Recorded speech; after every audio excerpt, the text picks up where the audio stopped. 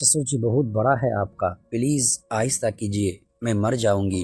लेकिन ससुर जी रुकते नहीं थे। वह मुझे और कस के अपनी बाहों में भर लेते। मेरी चीखें धीरे धीरे कराहट में बदल जाती और फिर मज़े की आवाज़ें कमरे में गूंजने लगती। वो रातें हमारे लिए स्वर्ग थी। मेरी सालों की प्यास ससुर जी की आग से बुझ रही थी, लेकिन हर सुख के साथ डर भी बढ़ता जा रहा था। मुझे पता था कि यह रात ज़्यादा दिन नहीं छुपेगा। पड़ोसी नौकरानी किसी की नज़र पड़ सकती थी। फिर एक दिन वो हुआ जिसका डर था। रोहन का टूर अचानक ख़त्म हो गया। वो बिना बताए दोपहर को घर लौट आए। मैं और ससुर जी उस वक्त मेरे कमरे में थे। ससुर जी मुझे अपनी बाहों में लिए हुए थे। हम बहुत करीब थे, बहुत गहरे। दरवाज़ा खुला और रोहन अंदर आ गए। सब कुछ ठहर सा गया। रोहन की आंखें पहले हैरानी से फैली, फिर दर्द से भर गई, फिर गुस्से से लाल हो गए। वो चुपचाप बैग रखकर बाहर चले गए। कमरे में सन्नाटा छा गया। मैं रोते हुए ससुर जी से अलग हुई, कपड़े ठीक किए और रोहन के पीछे भागी। वो लिविंग रूम में बैठे थे, सर हाथों में पकड़े हुए। मैं उनके पैरों में गिर पड़ी और रोते हुए बोली, रोहन माफ़ कर दो, मैं कमज़ोर पड़ गई। तुम हमेशा बाहर रहते थे, मैं अकेली थी। ससुर जी ने वहाँ खालीपन भर दिया। लेकिन मैं तुमसे प्यार करती हूँ। ससुर जी भी नीचे आए। उनकी आंखें नम थी। वो रोहन के सामने खड़े हो गए और बोले, बेटा गलती मेरी है, मैंने बहू की कमज़ोरी का फ़ायदा उठाया। रोहन ने लंबी सांस ली। उसकी आवाज़ में दर्द था।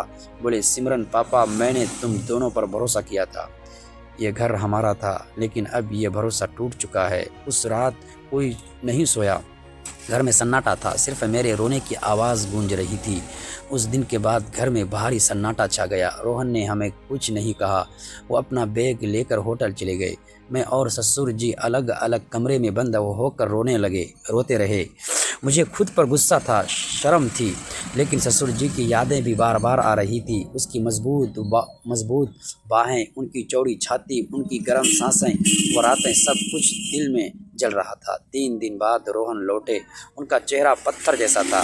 उन्होंने हमें बुलाया और बोले, सिमरन पापा, मैंने पूरी रात सोचा, मैं तुम दोनों को खोना नहीं चाहता। पापा मेरे पिता हैं, सिमरन मेरी बीवी, लेकिन जो हुआ वो भरोसा तोड़ चुका है।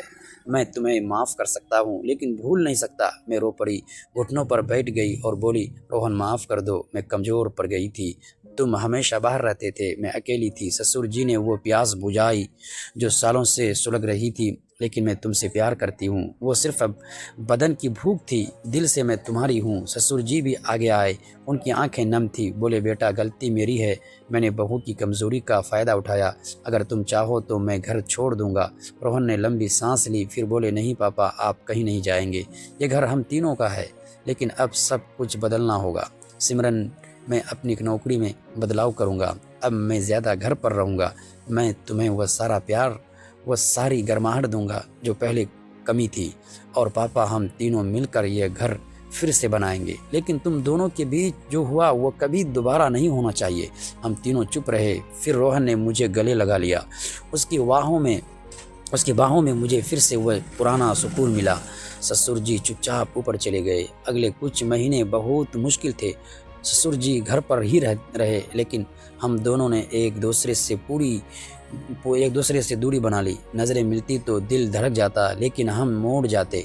रोहन अब सच में बदल गए थे। वो पहले की तरह विदेश टूर कम करने लगे। रातें फिर से हमारी हो गई। रोहन ने मुझे वह सारा जोश, वह गर्माहट दी जो पहले कमी थी। सारा हमारा रिश्ता पहले से ज़्यादा मजबूत हो गया। मैंने कोशिश की कि ससुर जी को भूल जाऊं, लेकिन पूरी तरह भूल नहीं पाई। एक दिन ससुर जी ने मुझे अकेले में बात की। बोले, बहू, मैं जा रहा हूँ गांव में, अपना पुराना घर है, वहीं रहूँगा। रोहन को खुश रखना, लेकिन याद रखना तुम मेरे दिल में हमेशा रहोगी।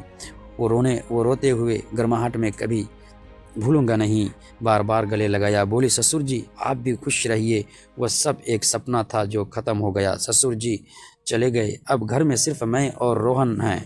हमारा रिश्ता पहले से कहीं ज़्यादा गहरा और गर्म हो गया है। रोहन मुझे वह सारा प्यार देते हैं जो पहले कमी थी, लेकिन आज भी जब रात में अकेली होती हूँ, ससुर जी की वह मजबूत बाहें, जो चौड़ी छाती, वह तेज़ सांसें याद आती है। दिल में एक मीठा दर्द सा उठता है। मैं मुस्कुराकर आंखें बंद कर लेती हूँ। शायद वह प्यार था, शायद सिर्फ बदन की प्यास, लेकिन वह आग मेरे अंदर ही आज भी सुलग रही है। ये थी मेरी पूरी कहानी। सिमरन हूँ और ये मेरा वह राज था जो मैंने